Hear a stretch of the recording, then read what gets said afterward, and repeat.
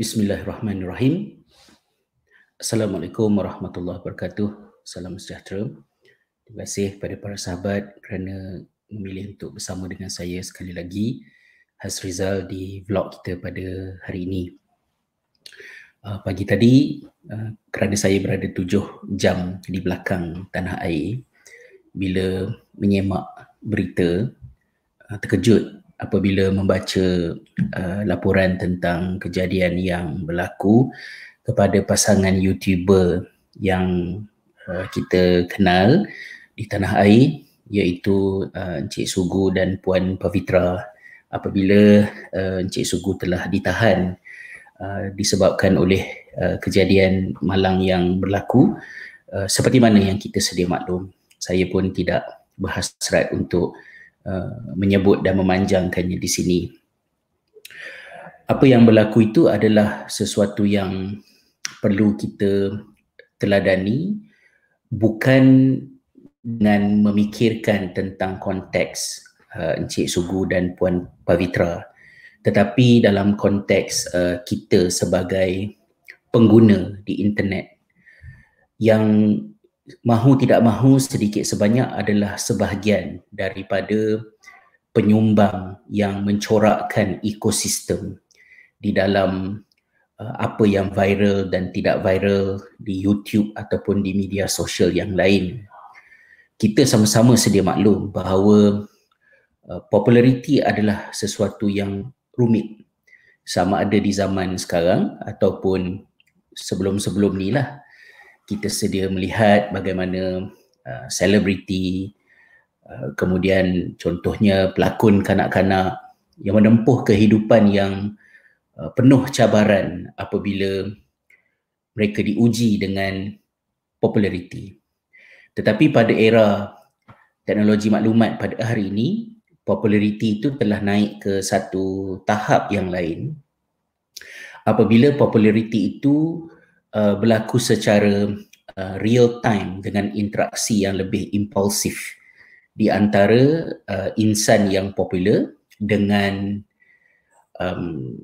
audience yang menjadi, orang kata, the other side of the same coin, yang menjadikan yang popular itu popular, ya, kerana adanya kita sebagai pengguna. Dan pada suasana yang seperti ini, sudah tentu cabaran itu menjadi lebih besar. Saya mengenali YouTube, saluran YouTube Sugu Pavitra ni mungkin lebih kurang dalam awal-awal masa tempoh PKP tu, apabila hari-hari memasak kan dekat rumah dan saya memang kehabisan idea, tak tahu nak masak apa. Jadi saya sentiasa mencari resepi dekat YouTube, melompat-lompat lah daripada dapur orang bujang, lepas tu Cik Nom, Limau Nipis, Yati's Kitchen, dan macam-macam lagi, termasuklah juga Cooking Apa, dan channel orang Melayu, orang Cina, orang India, Malaysia, luar negara, kerana mencari idea. Dan mungkin kerana aktiviti itu saya telah ditemukan oleh algoritma YouTube dengan channel Sugu Pavitra.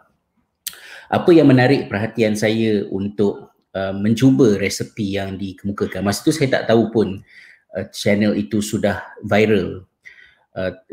Yang menarik perhatian saya ialah kerana resepi-resepi yang dikongsikan di situ praktikal dan mudah untuk dibuat.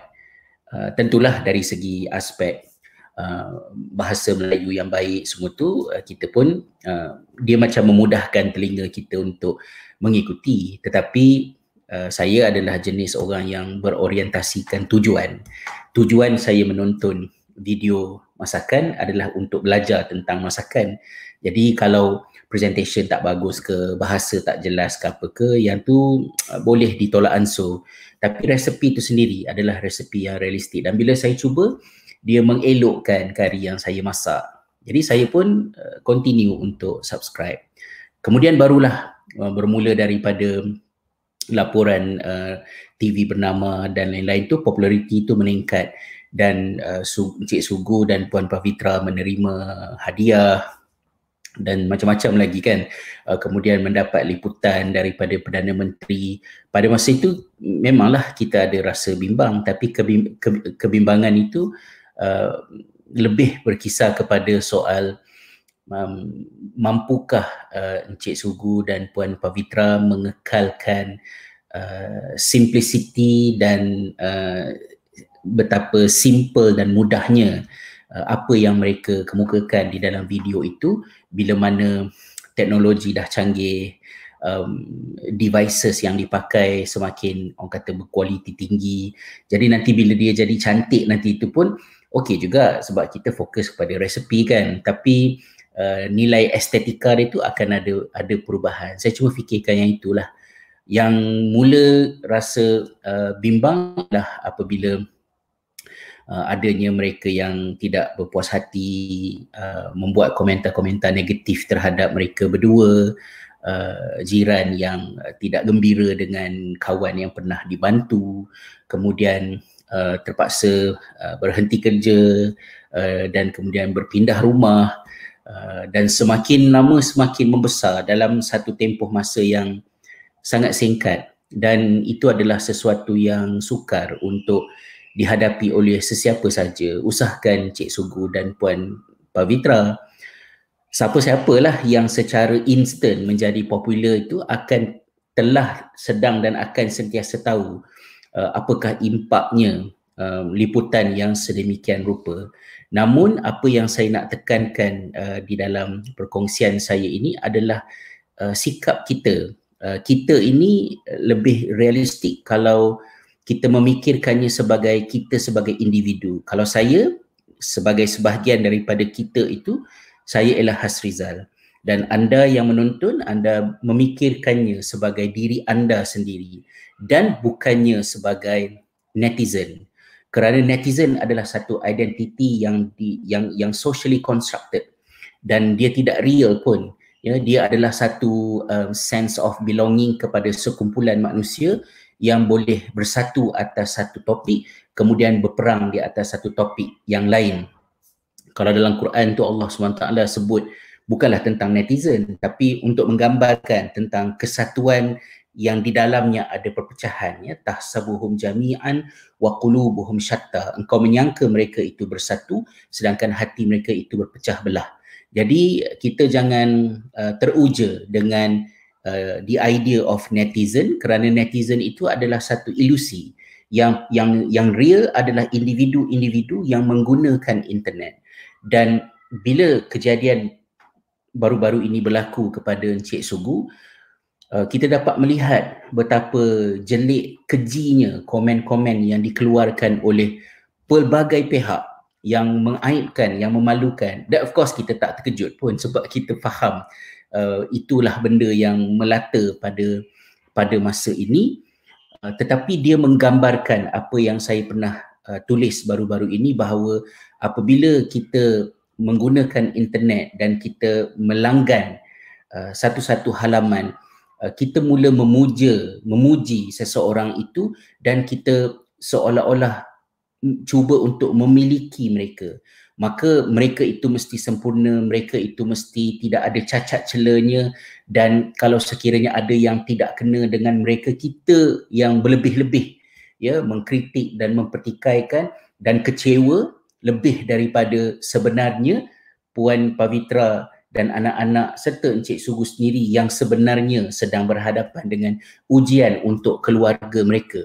Dan ini telah digambarkan dalam satu novel Stephen King berpuluh tahun yang lalu, apabila peminat menjadi obses dan mereka itu bertukar menjadi musuh yang keji, malah berbahaya, ya, kepada seseorang.